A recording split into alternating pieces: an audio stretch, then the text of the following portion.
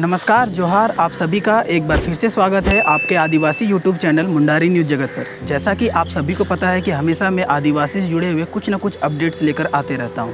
तो दोस्तों, जैसा कि आप सभी को पता है कि मैं झारखंड के जमशेदपुर में रहता हूं। झारखंड यानी कि जहां पर आदिवासियों के 32 से ज़्यादा जनजातियाँ हैं और इस जनजातियों में मुंडा, हो, उरांव और ऐसे कई तरह के जनजाति हैं। लेकिन इन्हीं जनजातियों में एक ऐसा आदिवासी जनजाति है जिसके बारे में अगर मैं आपको बताऊं तो आपको सुनकर बहुत ही आश्चर्य होगा, क्योंकि इनके पास ना रहने के लिए अच्छी घर है, ना खाने के लिए भोजन, ना अपने शरीर में पहनने के लिए कपड़ा और ना चलने के लिए उनके पैरों में चप्पल।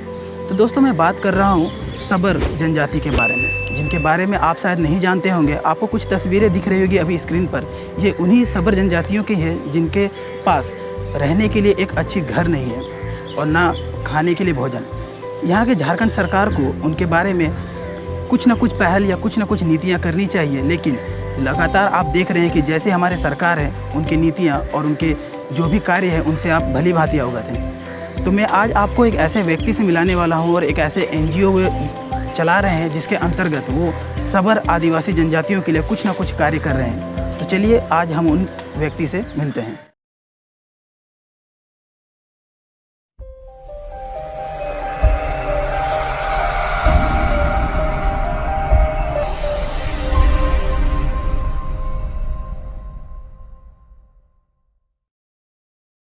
तो जैसा कि मैंने आपको बताया और उस NGO को जो चला रहे हैं उस व्यक्ति से आपको मैं मिलाता हूं, जिन्होंने आदिवासियों के सबर के बारे में कुछ अच्छा कार्य किया। सबसे पहले सर, आपका मुंडारी न्यूज़ जगत में बहुत बहुत स्वागत है। धन्यवाद। सर, आप सबसे पहले अपना परिचय दें, अपने NGO के बारे में थोड़ी सी डिटेल्स में बताएं। मेरा नाम आशुतोष सिन्हा है। मैं अभी टाटा स्टील से सेवानिवृत्त हुआ हूँ और अपने अवकाश के समय को समाज को देना चाहता हूँ। इसलिए हम लोगों ने एक NGO तैयार किया जो है Antyodaya RTR, rearing the rare. ऐसे लोगों को रियर करना, पालन करना जो कि समाज में रेयर है, जो समाज के सबसे नीचे तबके में है। इसलिए हम लोगों ने ऐसे जाति को चुना जो कि आज की जो भी सुविधाएं हैं उनसे वो वंचित हैं। जैसा कि आप जानते हैं कि झारखंड में आदिवासियों की ट्राइबल पॉपुलेशन जो है करीब 75 लाख है, जिसमें 8 जनजाति जो है वो बहुत ही रेयर जनजाति है। उसमें एक है सबर। तो सबर जाति को हम लोगों ने जब जाकर के देखा तो उनका एक रहने का तरीका होता है कि वो शहर से दूर और फुट हिल्स के नज़दीक ही रहते हैं, और जनजातियां शहर से नज़दीक और गाँव में निवास करती हैं।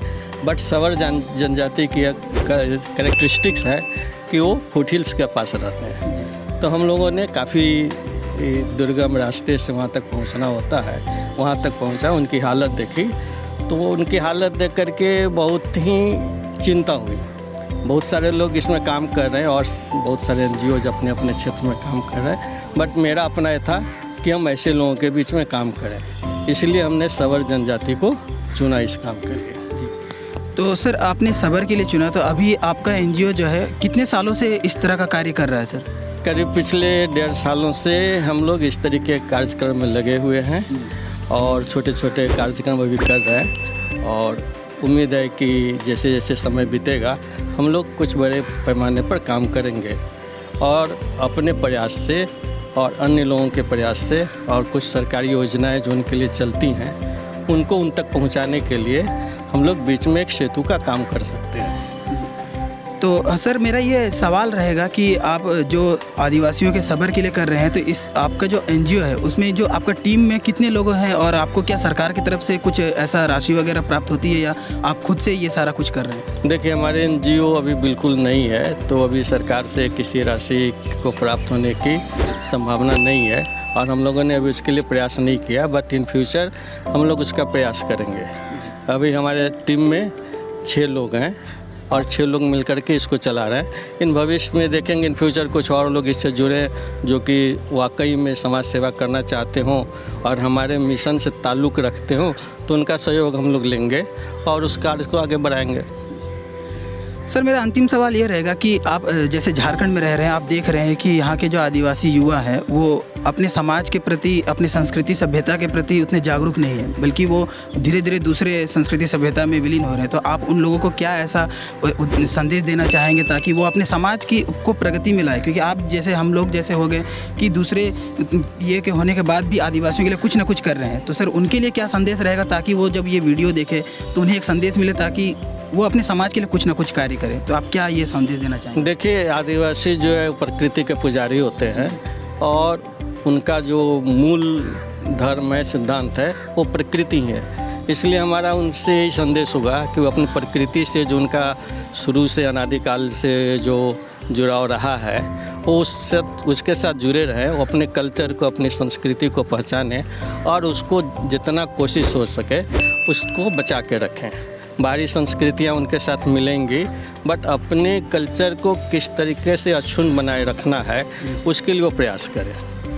आपका बहुत बहुत धन्यवाद सर। और मेरे जितने भी दर्शक हैं, जितने व्यूवर्स हैं, आप सभी से एक रिक्वेस्ट होगी कि इस वीडियो को जितना हो सके शेयर करें, क्योंकि जब इस तरह के लोग आगे आते हैं आदिवासियों के लिए, वो भी सबर जैसे जनजाति जिनके बारे में कोई नहीं सोच रहा, यहाँ तक कि झारखंड सरकार भी उनके लिए कोई नीतियाँ नहीं ला रही है, तो ऐसे लोगों के लिए हमारे तरफ से सैल्यूट है। इस वीडियो को जितना हो सके शेयर करें और अपने अंदर भी एक भावना जगाएं। अपने आसपास में अगर आपको इस तरह का कुछ दिखता है कि आदिवासी या अन्य जनजाति के भी लोग हो, अन्य जाति के भी लोग हो जो कुछ तरह के प्रॉब्लम्स में हैं, उनका सहयोग करें।